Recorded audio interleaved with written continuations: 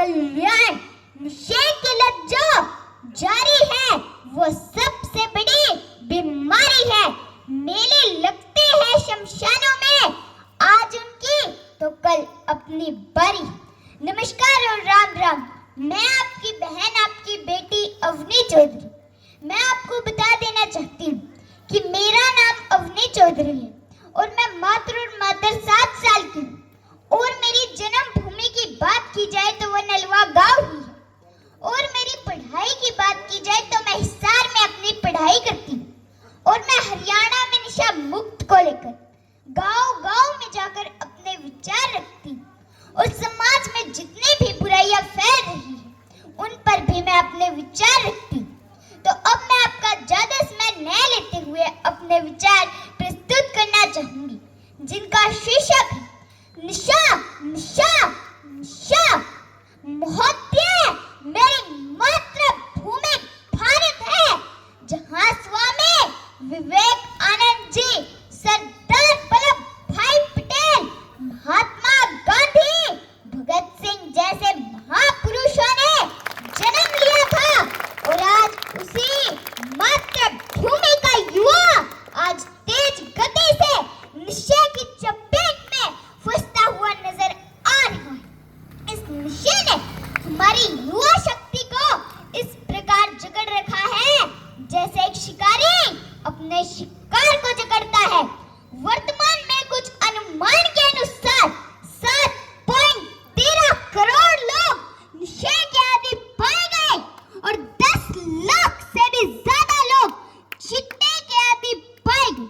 महोदय, नशा एक ऐसी समस्या है जो एक इंसान के साथ साथ उसके पूरे परिवार को नष्ट कर देता है। परिवार नष्ट होगा तो समाज नष्ट होगा, समाज नष्ट होगा तो अखंड भारत को छिन्न भिन्न होने में समय नहीं लगेगा। महोदय, यह एक दलदल है जिसमें बस एक कदम रखने की ही देरी है। कुछ समय पहले शिक्षा संस्थानों ने सर्वे किया गया और उस सर्वे में पाया गया कि 10वीं क्लास तक के पढ़ने वाले छात्रों ने 50% किसी न किसी प्रकार का नशा तो किया ही। यह आने वाली पीढ़ी के लिए खतरे के संकेत है, यह आने वाले भविष्य के लिए खतरे के संकेत है।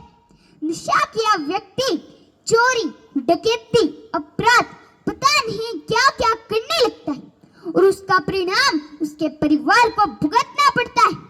और कुछ समय बाद वो अपने जीवन को अलविदा कह देता है।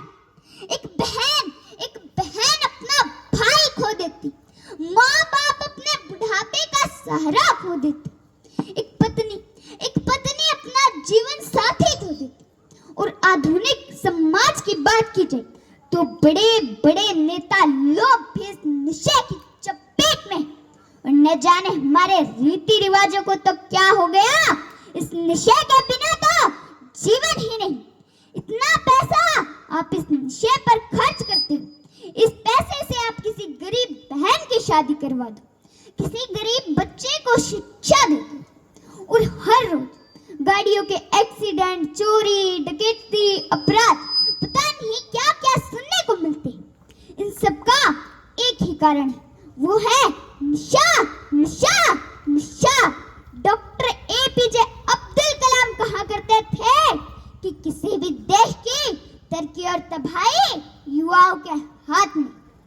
तो हिंदुस्तान तो युवाओं का देश है, तो आओ मिलकर एक प्रेरणा लेते हैं कि नशा मुक्त हरियाणा बनाया जाए। मैं पूछना चाहती हूँ उन लोगों से कि कौन थे वो लोग जिन्होंने ये नशा है बनाया।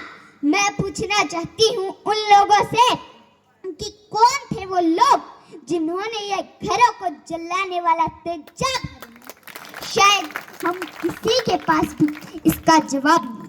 तो आओ मिलकर एक प्रेरणा लेते हैं कि नशा मुक्त हरियाणा बनाया जाए। ना मांगते रोजी रोटी, ना मांगते तुमसे प्यार, रोक लगा तो नशे पर, सुखी रहेगा ये संसार, सुखी रहेगा ये संसार। मैं आपसे बोलना चाहती हूँ, अगर आपको नशा ही करना है तो आप खेलों का कीजिए, कीजिए। अगर आपको नशा ही करना है तो आप देशभक्ति का कीजिए, जैसे भगत सिंह जैसे वीरों ने किया था। अगर आपको नशा ही करना है तो आप खेलों का कीजिए, जो आपके जीवन को सफल बना देगा। यह उम्र आपकी मेहनत लगन करने की। अगर इस उम्र में भटक गए तो पूरा जीवन नर्क है, तो पूरा जीवन नर्क। मैं यहाँ आए हुए मेरे सभी बड़े बुजुर्गों से बोलना चाहती हूँ कि आप बुजुर्गों हो ना, इसलिए आप अभी कभी भी अपने पोते को ये बात मत बोलिए कि जा बेटा जा पोता हुक्का भला, क्योंकि अगर आप अपने बच्चे को अपने पोते को अगर ये बोलोगे तो आपका पोता भी आपके साथ हुक्का पिएगा, और हुक्का पिएगा तो धीरे धीरे सिगरेट पिएगा, सिगरेट के बाद दारू पिएगा, और फिर दारू के बाद वो सीधा सूखा नशा करने लगेगा। इसलिए मैं आपसे बोलना चाहती हूँ कि आप उनको कभी भी मत बोलिए कि जा बेटा हुक्का पिला, क्योंकि जो नशे की शुरुआत वो हमेशा छोटे नशे से, कभी बड़े नशे से नहीं होती, कभी बड़े नशे से नहीं होती। इसलिए मैं आपसे बोलना चाहती हूँ कि अगर आपको कोई भी युवा वर्ग नशा करता हुआ दिखाई दे तो आप उसको दूसरों का बच्चा न समझ के, अपना बच्चा समझ के उसे प्यार और सहानुभूति से समझाए कि उसके लिए क्या अच्छा है और क्या बुरा है और क्या बुरा है। और मैं मेरे युवा साथियों से भी एक बात बोलना चाहती हूँ कि आप बुजुर्गों के साथ थोड़ा समय बिताएं, उनके साथ बातें करें। उनको जो जीवन का अनुभव है वो हमें नहीं। इसलिए बुजुर्गों की इज्जत किया करो, बुजुर्गों का सम्मान किया करो, उनके साथ बैठ कर उनके साथ बातें किया करो। और मैं यहाँ आए हुए मेरे सभी माता पिता से एक बात बोल देना चाहती हूँ कि अगर आपका बच्चा आपसे 10 रुपए मांगे तो आप उसे 5 रुपए दो। अगर आपका बच्चा आपसे जिद और डिमांड करे तो आप उसे कभी भी पूरी ना करें, क्योंकि तभी आपके बच्चे को 1 रुपए की कीमत और मेहनत लगन का पता चलेगा। और मैं एक बात और इस मंच के माध्यम से बोलना चाहती हूँ कि जो मेरे माता पिता ये जो धन संपत्ति पैसे गाड़ी बंगले इकट्ठे करते, किसके लिए? अपने औलाद के लिए। देना है तो अपनी औलाद को अच्छे संस्कार, देना है तो अपनी औलाद को अच्छी शिक्षा दे। एक कामयाब औलाद अपने भाग्य में लिखा हुआ, अपनी तकदीर में लिखा हुआ अपने आप कमा लेगी। लेकिन अगर आपकी औलाद निकम्मे निकल गई तो ये धन संपत्ति थोड़े से समय में ही नष्ट कर देगी।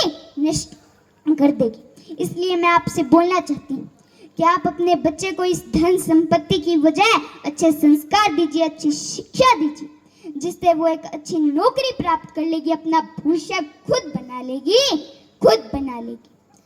और मैं आपसे, मेरे युवा साथियों से, उम्र में आप मुझसे बड़े और समझदार को इशारा ही काफी है। तो मैं मेरे युवा साथियों से एक बात बोलना चाहती हूँ कि आप अपने माता पिता की इज्जत किया करो, उनका सम्मान किया करो। आप जो मंदिर में जाते पूजा करते हो, भंडारे करवाते हो, लेकिन असली भगवान तो हमारे घर में है, जिन्होंने हमें ये दुनिया, ये संसार दिखाया। उनके बिना तो कुछ भी नहीं था। इसलिए ऐसा कोई भी काम मत कीजिए जिससे आपके माँ बाप को समाज में सर झुका कर चलना पड़े। माँ वो जन्नी है जिसने 9 महीने हमें पेट में रखा, खुद भूखी प्यासी रहकर हमें खाना खिलाया, खुद गीले में सोकर हमें सूखे में सुलाया, धूप में खुद जलती रही और हमें आंचल में सुलाया। माँ वो जन्नी है जिसने हमें ये दुनिया, ये संसार दिखाया। अब बात कर लेते हैं पिता की। पिता उस सूरज की तरह होता है, वो गर्म जरूर होता है, लेकिन ना हो तो अंधेरा छा जाता है। वही अंधेरा आज मेरे जीवन में छाया हुआ। आप तो बड़े भाग्यशाली हो जो आपके सर पर एक पिता का हाथ है, एक पिता का हाथ। पिता उस नीम के पेड़ की तरह होता है, भले ही वो कड़वा, लेकिन छाया हमेशा ठंडी देता है, लेकिन छाया हमेशा ठंडी देता है। पिता के बारे में बोलना इतना आसान नहीं होता, फिर भी मैंने आज अपनी पंक्तियों के माध्यम से पिता के बारे में कुछ बोलने की व्याख्या की। नहीं तो पिता के बारे में बोलना इतना आसान नहीं होता, इतना आसान नहीं होता। क्या होता है पिता? जब हम बचपन में होते हमें कोई समझ नहीं होती, हम कई लोगों से पूछते लेकिन कोई नहीं समझा पाता। वो समझाने वाला इंसान होता है, बहुत बुद्धिमान होता है, बहुत बलवान होता है। हमारे ऊपर आने वाली तमाम मुसीबतों से लड़ने वाला इंसान होता है पिता। बहुत बुद्धिमान होता है पिता, बहुत बलवान होता है पिता। जिस भी चीज की हम डिमांड करते हैं, जो भी चीज हम मांगते हैं, वो पूरी करने वाला इंसान होता है पिता। बहुत ईमानदार होता है पिता, बहुत बुद्धिमान होता है पिता, होता है पिता। निष्कर्ष में कहूं तो भगवान होता है। आज मैंने अपनी पंक्तियों के माध्यम से पिता के बारे में कुछ बोलने की व्याख्या की, वरना पिता के बारे में बोलना इतना आसान नहीं होता, इतना आसान नहीं होता। मैं अंतिम पंक्तियों में बस यही कहूंगी कि रोकनी होगी हमें नशे की आदत। सबको आगे है आना, नशा है एक बहुत बुरी लत। हमें नशा मुक्त हरियाणा, नशा मुक्त गांव, नशा मुक्त भारत है बनाना, भारत है बनाना। नशा हमारे समाज के लिए आज एक बहुत ही गंभीर समस्या बन चुकी। यह हमारे देश के युवा साथियों का जीवन बर्बाद कर रहा है और किसी भी देश के भविष्य और तरक्की के लिए नशा ही है जो सबसे बड़ी रुकावट है, रुकावट। अगर किसी भी इंसान को नशे की लत लग जाती है तो वो उसे कभी भी छोड़ नहीं सकता, चाहे उसकी जान ही क्यों ना चली जाए, चाहे उसकी जान ही क्यों ना चली जाए। और इस नशे के कारण व्यक्ति को सही व गलत के फर्क का नहीं पता, फर्क का नहीं पता। और आज वर्तमान जो हमारे युवा साथी, उनमें नशे की लत बढ़ती हुई नजर आ रही। वो दारू, सिगरेट, बीड़ी, हुक्का ही नहीं बल्कि वो तो अब सूखा नशा करने लगे। ये कहां से हमारे देश का इतिहास बनेगा, इतिहास बनेगा। और जो ये समाज में, हमारे देश में जो ये इतने अपराध हो रहे हैं, चोरी, डकैती, अपराध, मर्डर केस, रेप केस, इन सब में सिर्फ और सिर्फ नशे का हाथ है। और 95% मैं मानती हूँ कि इसमें नशे का हाथ है, नशे का हाथ। नशे के व्यक्ति को माँ बेटे के रिश्ते का नहीं पता, बहन भाई के रिश्ते का नहीं पता, पत्नी पत्नी के रिश्ते का नहीं पता, रिश्ते का नहीं पता। और मैंने 5-6 महीने पहले अखबार में एक न्यूज़ पढ़ी थी कि एक व्यक्ति जिसके पास जिसको नशे की लत लगी हुई थी, उसके पास नशे करने के लिए पैसे नहीं थे, तो उसने मात्र और मात्र 100 रुपए के लिए एक भेड़ बकरी चराने वाले का मर्डर कर दिया, उसे मौत के घाट उतार दिया, उसे मौत के घाट उतार दिया। और सिर्फ 100 रुपए के लिए, 100 रुपए के लिए। तो मैं मेरे युवा साथियों से बोलना चाहती हूँ कि आपको ये काम है ना, ये शोभा नहीं देता, ये शोभा नहीं देता।